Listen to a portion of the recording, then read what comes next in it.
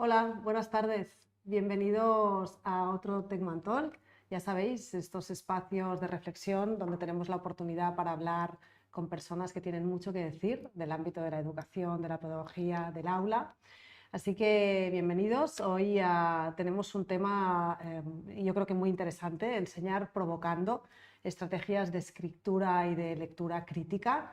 Y además contamos con una de las personas que más saben sobre esto, como es Daniel Casañ.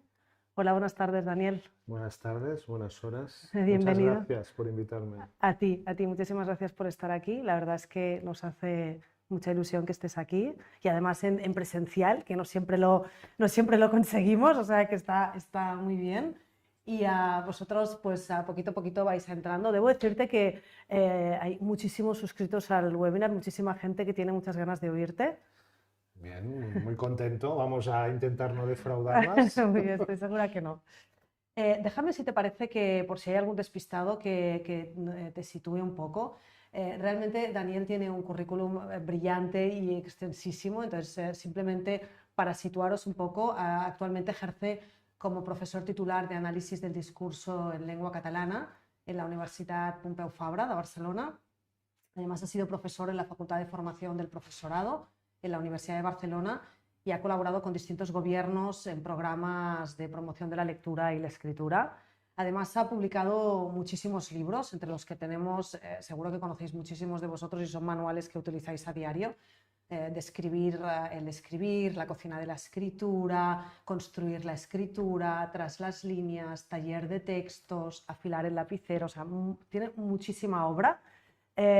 Y ahora dejadme que os enseñe el último libro que ha sacado, que es el arte de dar clase, que está en Anagrama y que también hablaremos sobre él. Así que, pues de nuevo bienvenido y los que estáis llegando, pues espero que os guste la conversación porque la verdad es que tiene mucha enjundia.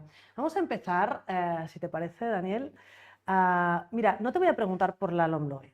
Por la LOMLOE no te voy a preguntar, pero sin embargo sí te voy a preguntar un poco, a veces la LOMLOE vuelve a despertar un clásico, que son los enfoques más comunicativos versus más gramaticalicistas, ¿no? que lo llaman. Entonces, ¿tú cómo ves esta discusión que a veces, o estos debates que se forman?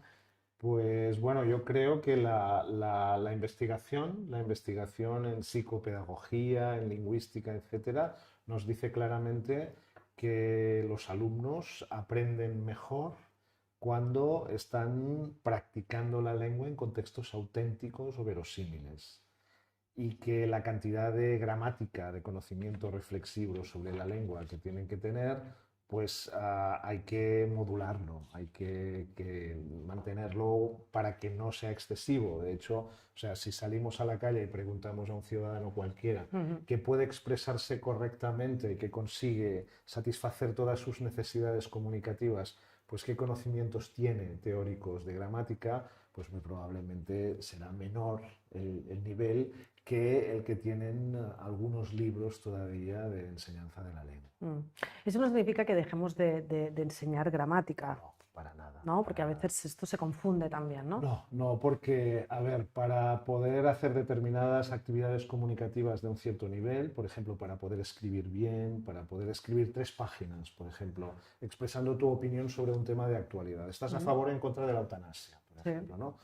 Pues para poder hacer eso y que te entiendan todas las personas de tu comunidad, pues eso es complicado y para ello necesitas tener ciertos conocimientos lingüísticos, saber, pues no sé, distinguir un sujeto de un verbo, una preposición, tener conciencia de cómo funcionan los adjetivos, quizá no de una manera muy teórica, conociendo las denominaciones técnicas de todas las palabras, pero sí que tienes que poder utilizar la lengua de una manera dúctil y operativa. Sí, estructurar un texto, Claro, etcétera, ¿no? claro, Sí, claro. claramente. O sea que al final es más seguramente debates estériles que no reales, ¿no? Más Bueno, académicos. venimos de una tradición muy gramaticalista, Ya, eso es ¿sabes? cierto. Entonces la educación es muy conservadora. O Cuestan sea, los cambios, la, cuestan los la- cambios. la educación es más parecida al derecho que a la economía o a la salud, en el sentido de que si se descubre una vacuna rápida contra, pues no sé, el coronavirus o Sí, cualquier cosa, sí. pues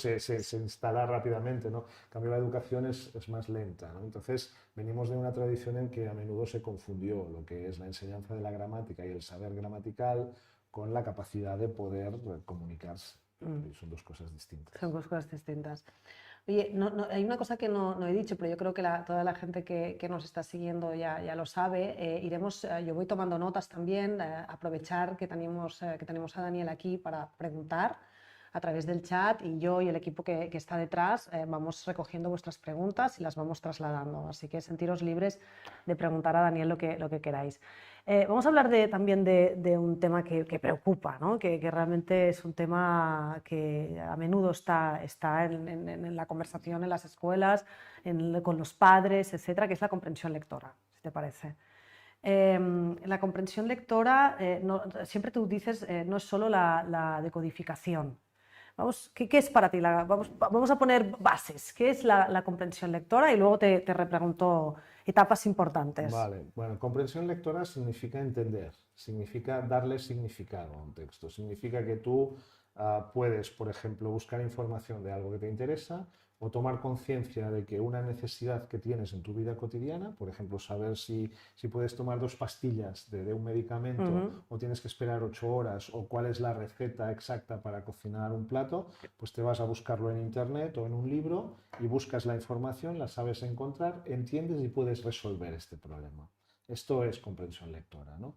Y podríamos poner muchos otros ejemplos. Entonces, para poder hacer esto, necesitas poder decodificar las letras. Significa poder relacionar pues, las letras con su sonido y con su significado. Esto es decodificar. Pero claro, esto es solo una parte pequeña Mm. de lo que es leer, ¿no?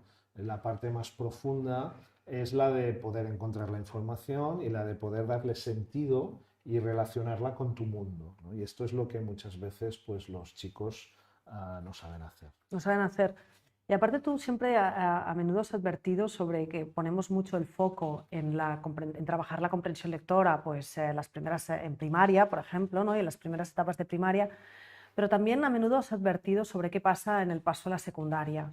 ¿Qué pasa en el paso a la secundaria? Bueno, pues que cambia un poco el sistema, ¿no? Y puede variar según los países, pero en secundaria la enseñanza se especializa, se discipliniza, en el sentido que aparecen muchas más disciplinas, llegan muchos docentes especialistas y entonces quizá pues, se pone demasiado el foco en el obtener contenidos, Ujú. conocimientos, ¿no? Y en cambio las habilidades no se trabajan tanto y eso puede generar problemas, ¿no?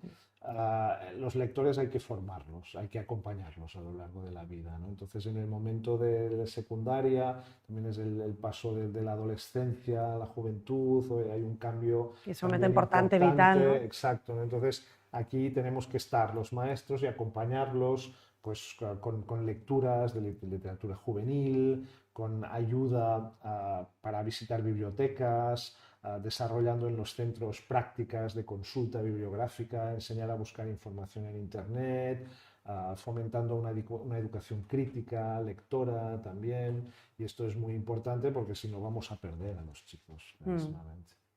De hecho, ahora hablaremos de una de tus especialidades, que es la literacidad crítica, pero lo que hablas de acompañarlos. Claro, las familias tienen una importancia mayúscula en Sí, este sí. acompañamiento, ¿no? Las familias, el entorno. Primero de todo, cuéntanos un poco cuánto importante es el entorno en formar buenos lectores. Y luego hablaremos de cómo estos lectores realmente profundizan en las lecturas, ¿eh? O cuánto críticos pueden ser.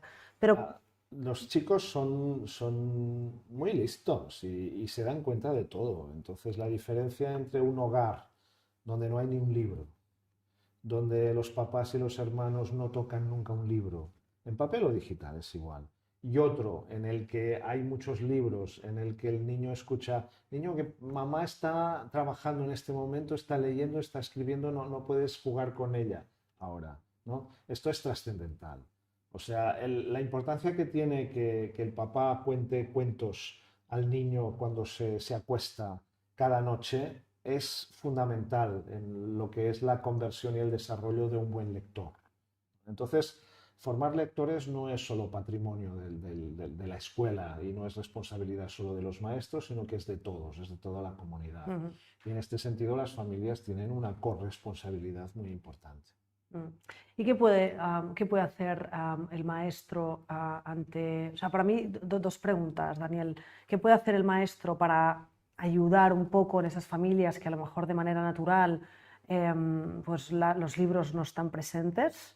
¿Qué consejo Bueno, les pues yo darías? creo que lo que puede hacer el maestro es estar en contacto con las familias en primer lugar, es facilitar el acceso de las familias a los recursos de libros, de las bibliotecas públicas, de las bibliotecas de barrio, de las bibliotecas de la escuela, es implicar a las familias en las actividades de formación lectora de las bibliotecas, en los seminarios, por ejemplo, de cuentacuentos, en todas las actividades de este tipo. Esto es muy importante. Hay algunas propuestas específicas que implican a las familias, que permiten, por ejemplo, que las familias ayuden al chico a desarrollar la comprensión lectora leyendo, papá y mamá con el niño, por ejemplo, y que han demostrado ser muy, muy eficaces, ¿no? Entonces, en este sentido, yo creo que entender que todo el universo pequeño de cada chico, con su familia, su entorno,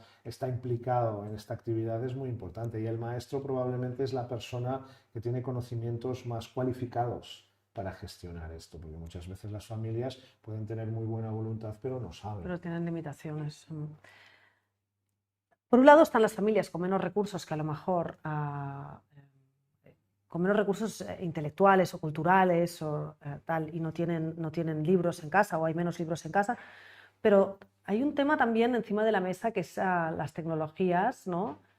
¿Cuánto roban, o cuántos, cuán daño están haciendo a estos futuros lectores o que deberían ser lectores si siempre alrededor de mí y mis padres y toda la familia, todo el mundo está con el móvil mirando redes y las redes han sustituido el libro? Esto, Ah, bueno, la idea ¿cuál de es tu que, postura ante esto? la idea de que las tecnologías son buenas o son malas, en ¿Vale? absoluto no es así. O Ujú. sea, nadie diría que el libro es una tecnología mala, pero en cambio Depende, ¿no? Depende de qué libro. hay un libro que se llama Mi lucha, de un Por señor ejemplo. llamado Adolf Hitler, que no es precisamente un buen libro, ¿no? Entonces, las tecnologías son neutras, o sea, depende de cómo se utilicen, ¿no? Entonces, en este sentido, yo creo que no hay que enfatizar las dificultades o que nos aporta la tecnología. Evidentemente, hay adicciones vinculadas con la tecnología del mismo modo que las hay con otro tipo de juegos que no son tecnológicos, ¿no? Yo creo y defiendo que la escuela tiene que enseñar a trabajar con las herramientas que hay en la comunidad. O sea, no tiene ningún sentido que la escuela se escinda de la realidad y fomente el aprendizaje con unas tecnologías que no se corresponden con las que encontrará el niño a la salida de la escuela. O sea, no tiene ningún sentido. Otra cosa es que la escuela tiene que enseñar a utilizar estas tecnologías, porque evidentemente son tecnologías muy poderosas y el niño no sabe utilizarlas, ¿no? Entonces hay que enseñar a los chicos a utilizar de manera adecuada y de manera inteligente para aprender y de manera ética también estas tecnologías. ¿Y esto quién lo hace? Yo creo que es compartido también, pero Sí. quien tiene más responsabilidad es la escuela. Sí, ¿eh? ¿Tú crees que quién tiene más responsabilidad Yo de la creo escuela? que sí, porque si no, ¿quién va a ser? O sea, algunas familias lo hacen muy bien. En las investigaciones que hemos hecho sobre cómo los chicos se desarrollan en Internet, Sí. por su cuenta, pues ves que algunas personas, algunos chicos, porque tienen unos familiares muy conscientes y muy bien formados, pues han sabido desarrollarse muy bien. Pero luego encontramos otros que no tienen esto, que tienen unos progenitores o unas familias que no necesariamente tienen opiniones científicas Ya. respecto a la tecnología. Y entonces ves que estos chicos tienen muchas más dificultades, ¿no? Ah, las familias en este sentido tienen un papel importante, pero el maestro, o sea, lo que no tiene sentido es que pidamos al maestro que intervenga en la formación de los lectores y pidamos que se exima en la formación Ya. del uso de la tecnología. O sea, no son dos cosas distintas. Vale, vale. Y igual si también en este tipo de familias, ¿no? Estaría bien explicarles cómo utilizar la tecnología, porque a veces es tan ignorante el propio alumno, o sea, el propio niño, como el propio adulto, que no sabe Claro, claro, tampoco claro, ponerse claro. límites, ¿no? Porque los adultos al final con la tecnología también tenemos que ponernos autolímites, ¿no? No, a veces puede ser que el chico sepa más cosas que sus padres sobre Esto la aparte. tecnología y que los padres utilicen al chico para resolver determinadas tareas, ¿no? Sí, sí, no. Pero sí, en este sentido la tecnología, a ver, no es ingenua y evidentemente hay muchas personas que la utilizan de manera fraudulenta o de manera legítima, pero interesada, Ujú, entonces hay que protegerse. Hay que ujú. tener una mirada ética, hay que tener una mirada ecológica, hay que entender, hay que prevenir adicciones y malos comportamientos, ¿no? Pero esto forma parte del uso de la tecnología. Eso no es solo una cuestión de operadores booleanos, de cómo utilizar una búsqueda en el buscador de Google. Sí, Es también entender cómo funciona la arquitectura de Internet, que no puedes... Esta familia que, por ejemplo, educaba bien a este chico, sí, que era un youtuber relativamente conocido en su vale. entorno local, que publicaba unos vídeos chulísimos en Ujú. Internet, pues esta familia le orientaba respecto a que no podía dar datos personales, que no podía colgar determinados tipos de fotografía, que tenía que respetar los derechos de autor de determinadas músicas que incluían los vídeos. Ya, Entonces, el niño entendía muy bien qué es lo que podía hacer y sé qué y es lo que que no no. podía hacer. Vale. De hecho, para esto, ya ahí, ahora no recuerdo el nombre, pero nos preguntaban cómo pueden nuestros alumnos distinguir el bien del mal a partir de la lectura. Que esto El al bien y final, el el bien y el mal. mal, ¿eh? Es una pregunta compleja, pero sí que creo que estaría bien que nos contaras primero qué es la literacidad crítica y si consideras que realmente es una prioridad en las aulas o debería ser una prioridad en las aulas. ¿Qué es la literacidad crítica? Literacidad crítica significa entender que los textos no reflejan de manera honesta y desinteresada la realidad, Ujú. sino que tienen ideologías, tienen puntos de vista, tienen sesgos, tienen intereses. O sea, es un producto humano. Entonces, como producto humano, pues lo ha escrito un hombre, una mujer, una persona rica, una persona humilde, una persona del hemisferio norte, del hemisferio sur, de un color de la piel, de una religión, y todas estas características se proyectan en su texto, Ujú. ¿vale? Entonces, cuando nosotros leemos el texto, también nos tragamos todo esto. Entonces hay que ser muy cauto, ¿no? Literacidad crítica o lectura crítica significa tomar conciencia de este hecho y poder entender que tú puedes entender un texto, pero puedes estar en desacuerdo. O sea, entender un texto no significa creértelo. Que a veces pasa esto, Sí, ¿no? es Como lo que entiendo, fluyo tanto con el texto que comparto todas las ideas del texto, ¿no? claro, O porque es la verdad, el texto es... tradicionalmente se entendió que leer significa subrayar ideas principales y creértelas, porque Sí, todo lo que estaba escrito era verdad. sí, es verdad. Claro, no, esto no funciona así. O sea, lo que está escrito es el punto de vista de una persona y la pregunta más importante no es cuál es la idea principal, sino quién es la persona que escribió esto y qué pretende. Ujú. Entonces esto se puede empezar a enseñar en primaria de manera leve y en secundaria también, ¿no? Y esto es muy importante porque es que el mundo camina hacia este lado. O sea, si queremos sociedades democráticas y libres con libertad de expresión, va a haber mucha más basura informativa, manipulaciones, bulos de todo tipo. Entonces, puesto que no podemos prohibirlo porque sería censura, entonces la única opción es formar a los lectores con criticidad, con manera crítica. Entonces aquí es donde viene, hay que distinguir el bien y el mal. Claro, el problema es que no es tan sencillo saber No, no lo es que es tan el dual, bien ¿no? No es y tan qué es el dual. mal. Yo más bien diría, hay que distinguir lo que es científico de lo que no lo es. Sí. Porque lo que es científico se basa en hechos empíricos, tiene un fundamento basado en un tipo de conocimiento que todos aceptamos que es el que fundamenta mejor nuestra vida. Ujú. Entonces, cuando tú aceptas dejar de comer salchichón, que es buenísimo y sensacional, porque me sube el colesterol y el colesterol puede provocar que tenga un ataque al corazón, pues entonces estamos en un camino científico. Claramente, sí, sí. Entonces, esta es la idea, ¿no? La idea. Otra cosa es, ¿tienes estas convicciones religiosas? Vale, perfecto, es muy legítimo, pero entonces no hay que buscarlo desde Ujú, esta perspectiva más ujú. científica, empírica. Y luego lo que hay que hacer siempre cuando lees algo en Internet es confirmar las fuentes, es ser suspicaz. O sea, tenemos que ser suspicaces y tenemos que que dudar de todo y buscar siempre confirmación de las cosas que estamos leyendo. Y es importante enseñar a los alumnos, realmente, lo comentabas, ¿no? Desde primaria, ir enseñándoles que esto existe y que... Sí, hay ejercicios muy sencillos. Por ejemplo, o sea, después de un partido de fútbol entre el Barça y el Real Madrid o entre, no sé, Boca y River en Buenos Aires, pues tú puedes buscar dos periódicos que te cuenten el partido desde dos puntos de vista y traes los dos textos a clase y los chicos que han visto el partido, porque les interesaba, pueden ver la crónica de los seguidores del Barça o de River y la crónica de los seguidores de Boca o del Real Madrid y pueden ver cómo el periodista ha interpretado la realidad del partido de maneras distintas de acuerdo con sus intereses, ¿no? Entonces no, o puedes buscar, no sé, opiniones distintas respecto a un juego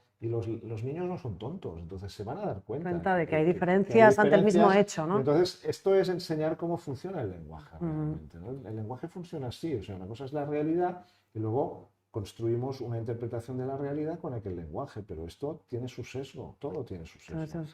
De hecho, Avi Román te pregunta, ¿la literacidad crítica puede entenderse entonces como una lectura imparcial? Bueno, yo creo que en realidad no, ¿no? La idea de que todo puede ser imparcial, de que lo bueno es lo objetivo, lo bueno es lo no ideológico es falsa. Es una idea conservadora de derechas. Es una idea de mantener el statu quo. ¿Sabes? No, lo que hemos hecho toda la vida ha sido siempre así. No sé, no necesariamente. No, O sea, si claramente miras no. el desarrollo, resulta que cada vez las personas ricas son más ricas y las personas pobres son más pobres y hay más personas. Entonces, quizá no es lo que hemos hecho habitualmente lo mejor, ¿no? Entonces, ser crítico significa cuestionar, retar la realidad, significa provocar. Provocar, ¿no? Provocar. Como el Entonces, título de el nuestro título de esta webinar, charla, enseñar ¿no? provocando, ¿no? Entonces significa plantear esto, ¿no? Entonces ser crítico no significa ser neutro, ni tampoco ser ideológico, significa sencillamente darte cuenta de qué es de lo qué hay que detrás del de este texto, ¿no? O sea, yo diría, podríamos resumir, qué hay detrás de este texto. Yo creo que es muy importante realmente ir enseñando esto a los niños, porque al final, además, si tú eres crítico con un texto, también puedes leer tranquilamente, y es sano, puntos de vista que a lo mejor no son los puntos de vista más cercanos a ti, ¿no? Entonces esto también es importante. Sí, yo creo que el ejercicio más sencillo es sencillamente preguntarles a los chicos que han entendido y escuchar lo que dicen e intentar razonar de todas las interpretaciones que ha habido, cuál es la más coherente, cuál es la que da más sentido al texto. Y reconocer que puede haber distintas interpretaciones. O sea, parte del problema de no ser crítico es que impones un punto de vista. No, la opinión del profesor es la única Es la que vale. cuenta. La opinión del académico del libro es la buena. No, o sea, es una más cualificada, pero pueden haber otras, ¿no? Entonces, la educación crítica significa reconocer que personas distintas pueden entender un texto de distinta manera y pueden tener grados de plausibilidad o de acierto cada una, ¿no? Y esto también es el inicio de la educación democrática, porque educar democráticamente significa reconocer que hay diferencias y negociar las diferencias para llegar a acuerdos. Sí, porque realmente yo creo que hay muchos estudios sobre esto, ¿no? Que si nos parapetamos solo en esos textos que convergen al 100% con lo que uno piensa, al final tu mundo se ve tan reducido. O sea, que es importante estar preparado y armado, ¿no? Para poder leer lo que yo pienso al 100%, que entonces es un disfrute total, pero también gente que no está tan cercana ideológicamente o lo que sea a mí, ¿no? Eso Uno también... de los problemas que tenemos actualmente es precisamente que con las redes sociales mucha gente tiende a borrar a los que no piensan como tú, sí, para leer solo los que dicen lo mismo que tú. exacto, qué De modo mundo que tan pequeño, ¿no? acabas viviendo en una burbuja aislada de la realidad. Sí, sí, fácil, una burbuja fácil, todo hay que decirlo, pero qué pequeño, ¿no? De hecho, una de las preguntas que te hacían también es, a partir de esto, es el tipo de libros, ¿no? Ahora no recuerdo, perdonadme, estoy buscando, pero una pregunta que te hacían era si tenemos que dejar que los alumnos lean en primaria lo que quieren, lo que les apetece leer. Era algo así la pregunta, no recuerdo exactamente cómo la habías formulado. Bueno, y si tienes una opinión al respecto. Bueno, es la cuestión de qué qué hay que hacer para que los niños lean determinados libros que deberían leer, pero que no les gustan, ¿no? O sea, Exacto. aquello de ¿hay que leer el Quijote o no? Ah, si lo obligas a leer, acabará odiándolo y si no lo haces, no lo No leerá conocer al nunca. Quijote. No lo leerá nunca, ¿no? ¿Cuál es la mejor opción? Sí. Es una pregunta difícil esta. Yo creo que lo importante de la pregunta es reconocer que los niños tienen intereses para leer. Mm, O sí. sea, que hay cosas que les gustan. Entonces, yo empezaría por aquí. Empezaría por animar a los niños a leer lo que les gusta y luego poco a poco, a partir de aquí, ir enganchándoles con cosas de otro tipo. ¿No? De otro tipo de historias más sofisticadas o de otro tipo para ensanchar la experiencia lectora, ¿no? Mm, Creo que los niños se sienten muy a disgusto cuando se les obliga a leer una única obra. En cambio, cuando les ofreces un parámetro o una lista, decir, mira, tienes 10 obras, elige la que quieras. Eso de compartir la responsabilidad de elegir un libro engancha, agrada, ¿no? Y es una buena estrategia. sí. Es una buena estrategia. Y seguramente también no pasa nada por no terminar un libro, por empezarlo y ver que pues, si me gustará o no me gustará, lo voy a intentar, pero bueno, pero no lo quiero acabar, no me ha gustado suficiente, ¿no? O sea, Claro, que a claro veces que somos sí. muy canónicos con la lectura, ¿no? Hay que leer de una Sí. determinada manera y en realidad No, no. hay que reconocer los derechos del lector, Exacto, ¿no? ¿no? Los derechos del lector. Puedes Sí. dejar de leer un libro si no te gusta, puedes comentar lo que has leído de un libro con otra gente, Mm, puedes recomendar libros.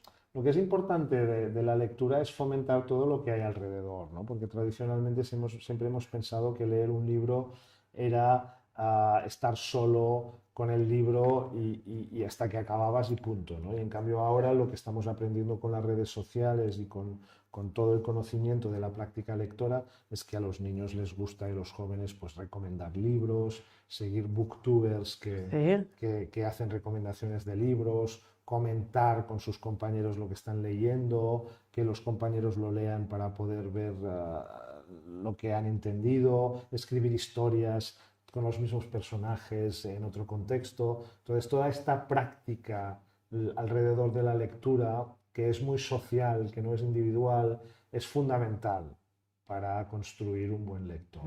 Claramente.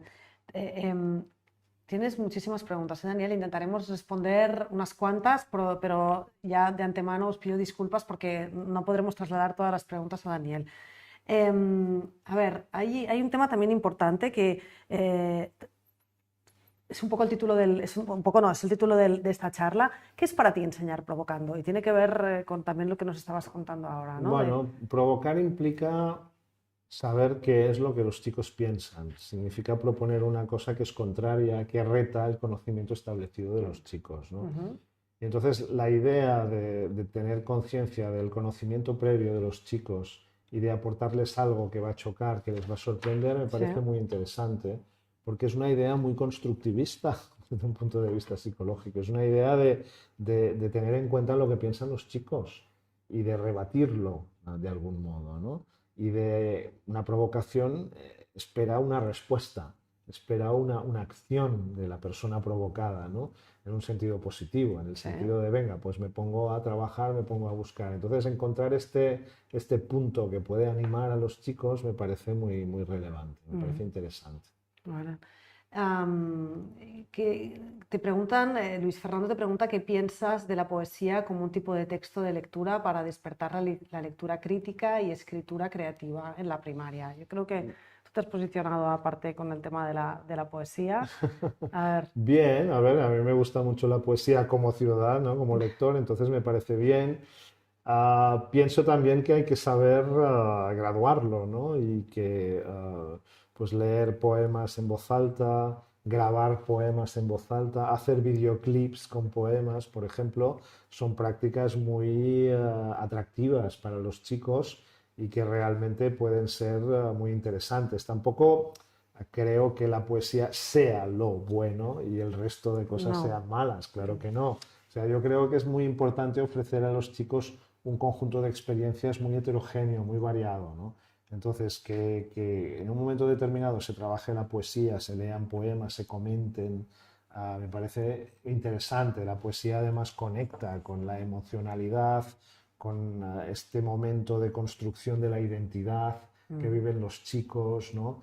Es una manera también de conectar con el canon literario más tradicional, es una manera de conectar con las canciones que les pueden gustar, de los cantantes que están siguiendo, Con los de modo que es raperos. los raperos, el trap, Sí, etcétera, etcétera, de sí. modo que es un contexto interesante para utilizar, pero no es el único.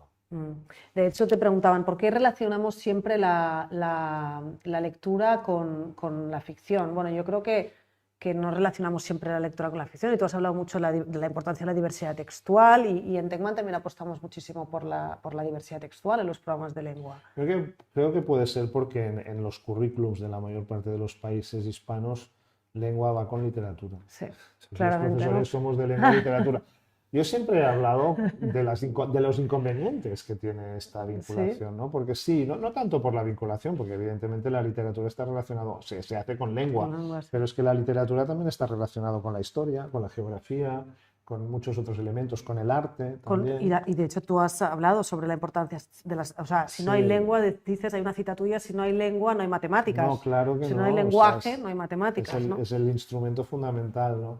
Lo que pasa es que asociar literatura con lengua y no asociarlo con matemáticas, por ejemplo, lleva pues a este mundo en el que vivimos de gente que se considera de letras y gente que se considera de letras, de Hay ciencias, ciencias. perdón, y que es un poco Sí, falso, ¿no? sí. Porque, o sea, las ciencias se construyen con lenguaje también. Sí. Sí, yo no sé si esto cada vez ya es más, ya forma Pasado. más pasado, no sé, espero que Qué sí. bueno, yo también. Yo también. Y te preguntan, bueno, mira, Marcela, le preguntaremos sobre el vídeo más tarde a Daniel, pero vamos a preguntar sobre el vídeo, obviamente. Daniel está investigando intensamente, es su tema, el tema de los vídeos, o sea que ahora hablaremos. Em, am, en tu último libro, El arte de dar clase, que está, lo decía antes, está publicado en Anagrama, hay una cosa que me ha llamado mucho la atención y es que vuelves a los básicos, yo apuntaba, ¿no? Cuando lo leía.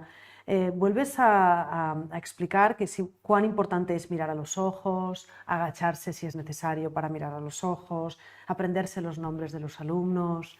Son cosas muy básicas y mientras yo te leía pensaba, ¿es que crees que se han perdido estos básicos? Pues quizás sí, no lo sé. Yo lo que quería era escribir un libro que eché de menos, eché en falta cuando yo Cuando empezaba a dar empezaste, clase, sí. ¿no? Que era como una especie de manual básico de cómo dar una clase y no morir en el intento, Ujú. podríamos decir, ¿no? Y hacerlo bien y salir contento, ¿no? Y entonces, con esta pregunta, pues empecé a armar los materiales de este libro que habla de eso, pues de cómo preparas una clase, de cómo te diriges a los alumnos, cómo los miras, cómo organizas el trabajo en grupo, porque en el fondo, pues es que el trabajo del profesor es esto, ¿no? O sea, no es solo tener muchos conocimientos de lengua o de matemáticas, sino que es saber trabajar con las personas que tienes en el aula, ¿no? Es saber dirigirte a ellas, saber darles instrucciones, saber ofrecer tareas que tengan el interés, saber acompañar a estas personas, ¿no? Y esto ocurre pues en un espacio cerrado, en la escuela, estás muchas horas con ellos, ¿no? Entonces es muy importante que esta relación tenga calidad, porque de esta manera conseguiremos que la educación funcione. Mm. De hecho, hablas de qué tipos hablas de los tipos de docente, ¿no? Y de que hay distintos tipos de docentes. ¿Qué distintos tipos de docentes hay? ¿Y cuál eres tú? Bueno, no tengo No, pero un una poco, ¿no? clasificación o una categorización de, bueno, yo diría que todos los docentes sabemos a ver, para ser docente necesitas muchas cosas, ¿no? Mm. Y entonces en algunas cosas eres bueno y en otras no eres tan bueno, ¿no? Entonces yo creo que es importante saber reconocer tus limitaciones y poder hacerlo de la mejor manera posible en el aula. Me refería sobre todo a eso, ¿no? Luego, puedes analizar cada una de las cosas, tu comportamiento no verbal, tu forma de hablar. Hablas mucho o sea, el libro contiene mucha parte de que tengas en cuenta tu comportamiento no verbal y la importancia del Es que es muy comportamiento no importante, verbal, es ¿no? muy importante esto, porque, o sea, Todo lo que decimos con el cuerpo, ¿no? claro, todo lo que decimos con el cuerpo no engaña. Mm, O sea, los humanos sabemos mentir, somos sí. de las pocas especies animales que sabemos mentir, ¿no? O la única, ¿no? Pero el cuerpo no engaña, ¿no? Entonces, ser consciente de cómo te mueves en el aula, de los gestos, de la mirada, a quién miras, de qué manera, del espacio que ocupas en la sala, ¿no? En el Ujú, salón de ujú. clases, si te apartas, si te pones en el centro. Todo esto contribuye de una manera decisiva a que el ambiente de la clase pues, sea agradable o al contrario sea muy frío, ¿no? Hay una cosa que también me gusta y me ha llamado la atención, ¿no? Del libro, que también adviertes, ¿no? Ten en cuenta estos alumnos que a lo mejor, pues no sé, no recuerdo ahora exactamente qué expresión utilizas, pero a lo mejor que no te caen tan bien o que no eres tan afín y cómo te comportas, ¿no? Delante de Es que qué haces y qué dejas de hacer, somos ¿no? profesionales, entonces tienes que tratar a todos de la misma manera y tienes de algún modo que ser corresponsable con esto, ¿no? Entonces sí, hay alumnos que te caen a veces muy simpáticos o que tienes una relación más estrecha por causas que no Mm, son relevantes y otros que quedan más distantes o que han provocado una situación difícil en algún momento y te han generado angustia o sí, miedo. sí. Entonces tú tienes que sobreponerte a esto y tienes que mantener una actitud como muy profesional, Profesional, ¿no? muy estricta, ¿no? Mm, mm. Y esto también es una manera de protegerte y de garantizar que estás haciendo bien tu trabajo. O sea, hay un protocolo y tú estás manteniendo el protocolo. Es importante que tengas tú claro este protocolo, ¿no? Sí, Tu sí, sí, sí, protocolo. sí, sí. De hecho, a propósito de que dices de ser profesional, tú has sido muy crítico con la formación del profesorado y muchas veces has utilizado la metáfora que parece muy manida, pero no lo es. Y a mí me parece una gran metáfora, ¿no? La metáfora del sistema médico o de los médicos. Cuéntanos un poco. Bueno, es muy fácil, ¿no? O sea, si tú quieres ser un médico, tienes que estudiar mucho más, mucho más tiempo y de manera mucho más dura y de manera mucho más práctica que si quieres ser un docente, ¿no? O sea, antes, pues para ser docente tenías, una vez acabado, por ejemplo, si querías ser docente de matemáticas, pues después de haber estudiado tus estudios de grado en la universidad, pues bastaba un cursillo de unos pocos meses Sí. para poder entrar en las aulas. Esto era un suicidio, clarísimamente. Ahora estamos en una situación mejor porque tenemos un máster más especializado, más cualificado, que dura un año, pero todavía estamos lejos de la situación que tienen los médicos, ¿no? Entonces, bueno, quizás sí que la medicina, pues evidentemente tiene un grado de especificidad y un grado de tecnología y un grado también es más objetiva, ¿no? O sea, saber si una persona está con salud o no tiene tanta salud es más claro. En cambio, saber si una persona está más educada o menos educada o qué significa tener educación y qué Bueno, tipo de conocimientos se sí. requieren para ser educado, esto puede ser más discutible, más controvertido, ¿no? Pero en cualquier caso yo creo que son las dos cosas más importantes que tenemos en nuestra comunidad una vez tenemos garantizada la subsistencia, ¿no? Que es la educación y la salud, clarísimamente, ¿no? ¿Eres optimista respecto a si se pondrá, si el mundo educativo se pondrá a la par, más o menos, con todas las diferencias del igual que el... Me gustaría serlo, me gustaría serlo, ¿no? Pero no sé, yo a veces digo que hace 50 años, hace 100 años, ¿quiénes eran las personas importantes en un pueblo? Ujú. Un Pues pueblo. el médico El médico, el maestro, y el del banco. Sí. el cura y el alcalde.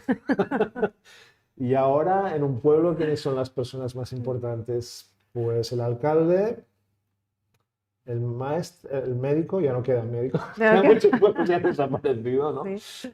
El director del banco, El director del el banco. director del Bueno, ahora banco, yo creo ¿no? que ya ni siquiera, ¿eh? Ya Ya ni tampoco, siquiera. ¿no? Ya tampoco queda, ¿no? Y bueno, y el maestro sí queda también, ¿no? Y el maestro. Pero me refiero que los médicos también han sufrido mucho, también están sufriendo Mm. mucho y tampoco en esta evolución de categorías sociales, pues no necesariamente han mantenido el estatus que podían tener hace años, ¿no? Pero yo creo que eso también es responsabilidad nuestra, de los propios maestros, que yo creo que tenemos que ser más beligerantes reclamando pues, nuestros derechos y tenemos que pedir a los políticos pues, que inviertan más en educación, porque es nuestro futuro. Está bien, yo creo que seguro que gran parte de las personas que te están escuchando estarán de acuerdo con esto. Hay una cosa muy interesante de la que tú hablas, volviendo a temas de lengua, que creo que podrías explicarnos. Al final, una de las cosas que tú siempre explicas es que la lengua o la escritura y la lectura tiene también un sesgo cultural y es tratada de distinta manera en función del país en el que has crecido, ¿no? Entonces, actualmente, por ejemplo, en un país como en España, donde estamos tú y yo ahora, ¿no?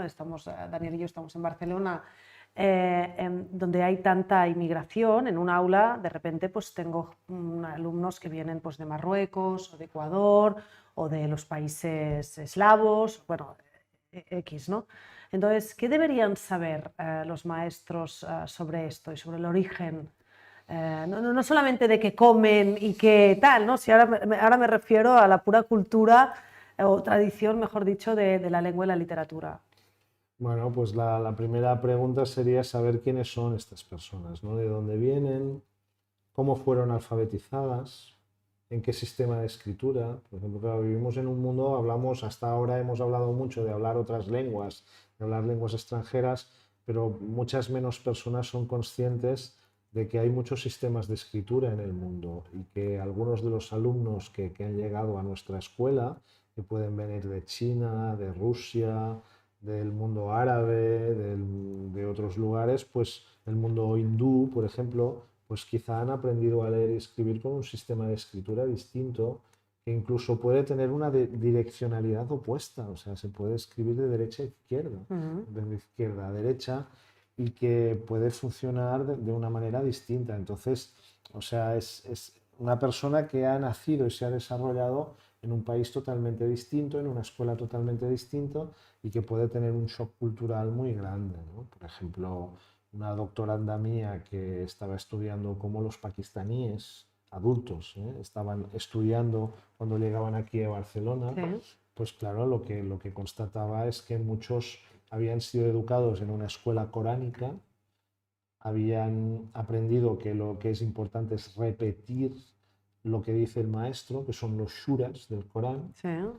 y que en consecuencia lo que ellos hacían en clase de español era repetir las instrucciones del maestro pensándose qué es lo que tenían que aprender. Y si el maestro decía, no, ahora ustedes tienen que trabajar por parejas para hacer esta tarea que tienen que completar, pues ellos no se ponían a hacer la tarea, sino que se ponían a Repetir repetir las las instrucciones que instrucciones. habían escuchado, porque para ellos aprender era memorizar de la manera literalmente más precisa lo que habían escuchado. Ah. No es solo una cuestión de qué lengua conoces y de qué sistema de escritura, sino que lo de aprender puede estar vinculado con determinadas prácticas y no con otras, ¿no? Entonces la idea de que, por ejemplo, aprendes de tu compañero, aprendes de desarrollar una tarea, de manipular unos objetos, de hacer unas determinadas prácticas, puede no corresponderse con la idea de qué es aprender y qué es enseñar que puede tener el alumno de otra parte del mundo. Puede llegar aquí pensando que la única persona que le puede enseñar algo es el docente. Vale, Y la única manera de aprender es memorizar lo que dice el docente. Claro. Entonces, claro, tiene un problema muy gordo. No es que no entendamos al chico, no es que el chico no sepa español o no sepa otra lengua, es que sencillamente vive en otro planeta.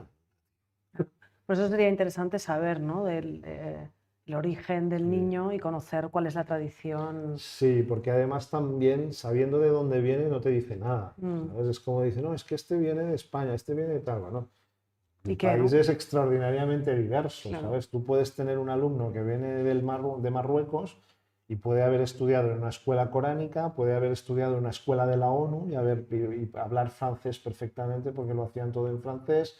O sea, no hay que ser esquemáticos y limitar la formación a decir, ah, tú eres de tal país, pues entonces piensas esto. No, esto no es así, es una visión muy reduccionista y muchas veces falsa.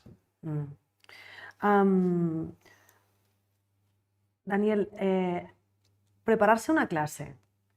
Una de las cosas que nos comentas es que echaste en falta, cuando tú empezabas, echaste en falta de, bueno, trucos de maestro, ¿no? Y qué hay que hacer para prepararse una clase. Para prepararse una clase, para ahondar en un tipo de educación que ahonde en una lectura crítica. Danos un poco de trucos, primero para prepararse una clase. ¿Qué les Bueno, dirías a los maestros, unos maestros a lo mejor jóvenes que te están escuchando? pues lo primero es intentar aprender o averiguar lo máximo posible de la clase que vais a tener que dar. O sea, quiénes son vuestros alumnos, dónde vais a dar la clase. Por ejemplo, a mí me ayuda mucho pisar el lugar donde voy a trabajar, ¿no? A veces si doy una conferencia y llego con tiempo, pues me gusta ver el lugar donde voy a la conferencia. Cuando he llegado aquí, lo primero que he hecho ha sido sentarme en esta silla y a ver cómo me siento, cómo me veo. O sea, tomar posesión Del donde vas lugar, a ¿no? estar, ¿no?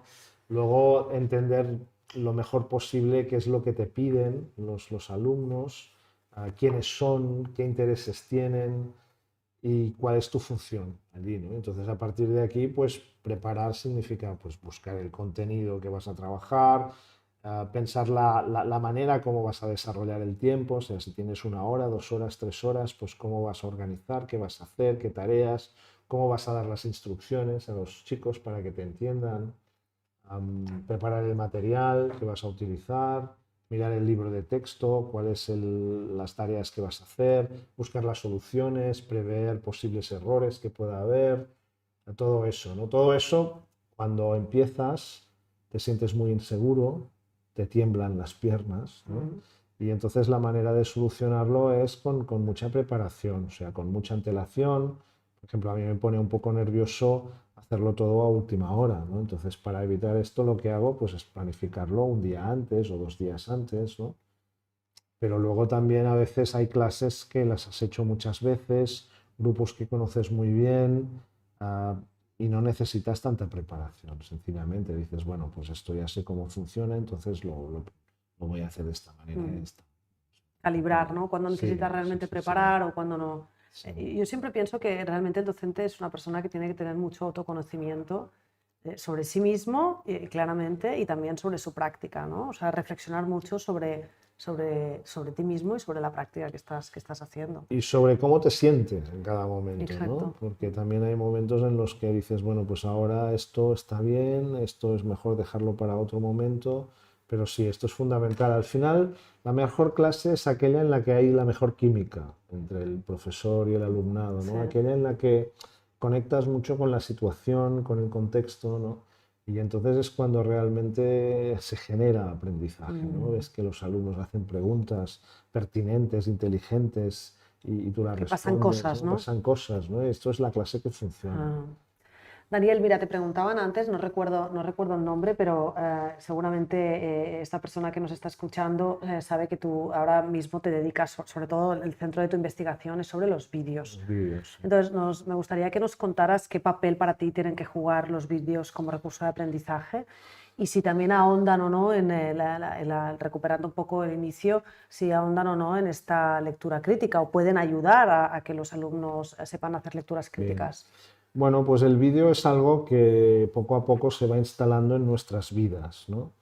O sea, ahora ya no vemos vídeos, o sea, vemos muchos más vídeos, o sea, no solo vemos vídeos, vemos muchísimos más vídeos, vemos mucho, consumimos mucho producto audiovisual, sino que también nosotros fabricamos productos audiovisual porque todos tenemos una cámara de vídeo en el móvil, en el bolsillo, ¿no? Entonces, a partir de aquí, las posibilidades educativas se han multiplicado. Y también los jóvenes especialmente, pues ya no cuelgan en sus redes sociales fotografías o mensajes, sino que lo que cuelgan ya son vídeos cortos, vídeos más largos. Algunos son sencillos, otros son muy sofisticados, muy educados, con subtítulos, con créditos, etcétera, con filtros. Pero esto ha llegado y yo creo que no se va a marchar porque es un instrumento muy poderoso para representar el conocimiento y para aprender, ¿no? Entonces, lo que estoy investigando es cómo está desarrollándose este proceso, cómo, pues poco a poco, la visualización de vídeos está entrando en la educación como práctica para acceder, por ejemplo, a realidades que no están al alcance de, o sea, ver, pues no sé, determinados parajes geográficos de otra parte del mundo, ver reproducciones virtuales, pues lo puedes ver con vídeos dentro del aula, ¿no? Laboratorios, pues mira, pues reproducimos con un vídeo el laboratorio, ¿no? Entonces estamos viendo eso, pero también cómo los alumnos utilizan el vídeo pues para hacer ejercicios de lengua, para hacer ejercicios, por ejemplo, de ciencias naturales, haciendo pues una determinada actividad en el laboratorio, cómo la graban y luego la comentan, o incluso haciendo tutoriales sobre cómo, por ejemplo, desarrollar una determinada operación matemática y cómo los alumnos graban el tutorial para sus compañeros explicando un determinado procedimiento o algoritmo matemático, Ajá, ¿no? sí. Y entonces esto es un proceso, cómo los profesores hacen sus propios materiales también para sus alumnos, para que los alumnos puedan escuchar y no tengan que leer tanto, o para que puedan escuchar a los profesores cuando los profesores no están en el aula, ¿no? Entonces, en este sentido, yo creo que es un ámbito que va a crecer. De hecho, yo te puedo decir que los profesores de Superletras, en Superletras hay bastantes vídeos y realmente siempre nos dan muy, muy buen feedback. Y los alumnos agradecen también la conversación que se genera a partir del vídeo, etcétera, ¿no? O sea que... Y es un cambio cultural muy importante, porque el vídeo en parte sustituye a la redacción escrita, el informe, la monografía, ¿no? Y a veces podemos pensar que se acaba con la escritura y no es así, porque el vídeo genera mucha escritura. O sea, para hacer un buen vídeo tienes que planificar, tienes que hacer un guión, tienes que de algún modo escribir también, pero de otra manera, ¿no? Claro. Muchas veces lo que decimos en un vídeo es un texto que se ha escrito previamente para ser dicho en el vídeo, ¿no? Y el vídeo también genera después mucha actividad de análisis, y el análisis lo hacemos con la escritura, tomando notas del vídeo, ¿no? Entonces, en este sentido, es un instrumento, es un formato de aprendizaje muy potente que yo creo que está en expansión y que va todavía a crecer en la educación. Daniel, si te parece, nos quedan un par o tres de minutos. Te paso algunas de las preguntas así Bien. un poco random. Mira, Verónica te pregunta cómo fomentarías el inicio de la lectura desde los cursos de infantil y primer ciclo de primaria. Bueno, pues yo creo que hay que empezar fomentando la narración de historias, ¿no? O sea, la lectura empieza antes de la lectura. Empieza con pues, la petición de que los niños expliquen sus historias, lo que les ha pasado, un cuento que se han imaginado. Y La entonces, oralidad, la ¿no? oralidad, Básica. claro, la oralidad básica narrativa, Sí. ¿no? Y esto lo podemos capturar con un vídeo, por ejemplo, lo podemos compartir con la comunidad, la pequeña comunidad de clase. Luego lo podemos editar, el vídeo, le ponemos unas letras al principio y al final, lo podemos subtitular, lo podemos anotar. Un siguiente paso sería, por ejemplo, textualizar, escribir lo que ha dicho el niño. Entonces le podemos ayudar al niño mostrándole cómo queda su historia escrita, ¿no? Nosotros escribimos la historia para ellos, ¿no? Y la editamos y el niño ve el texto escrito. Esto le hace mucha ilusión. Entonces la lectura empieza con este tipo de actividades, ¿no? Empieza con actividades de cuentacuentos, con actividades de un autor que visita un centro para hablar de esta lectura, fomentando clubes de lectura entre niños. O sea, es un proceso que va creciendo poco a poco y que parte de estos rudimentos, ¿no? Parte de estos fundamentos. Otra pregunta que te hacían, ¿qué pasa con este niño que le da vergüenza leer en voz alta y la seño le obliga? Raquel me preguntaba esto. Pues hay que ser cauto porque puede ser un trauma. Un ex doctorando mío me explicaba que a él le obligaron a hacer esto en una ocasión y le salieron unos gallos terribles, ¿no? Ay, pobre. Y entonces ya toda la clase le denominó para toda la vida el gallito. Hay que respetar a los tímidos, súper importante. Hay que tener mucha mano izquierda, ¿no? Hay que ser muy sensible. O sea, la lectura en voz alta puede ser muy buena, pero puede ser perversa también. Entonces, obligar a los niños a hacer algo que no quieren, yo no lo haría. O sea, yo lo plantearía de otra manera, ¿no? Dice, mira, pues en esta actividad es muy importante oralizar el texto, leerlo en voz alta, entonces vamos a trabajarlo, vamos a prepararnos, podemos grabarnos con vídeo y ver cómo queda, podemos practicar en privado.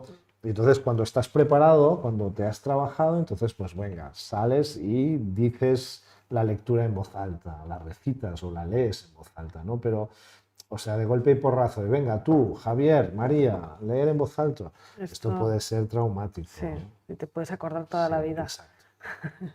Y a ver, así, retomando el tema de la emocionalidad de la poesía, te dicen, ¿qué papel juega la educación socioemocional como una estrategia para impulsar la lectura?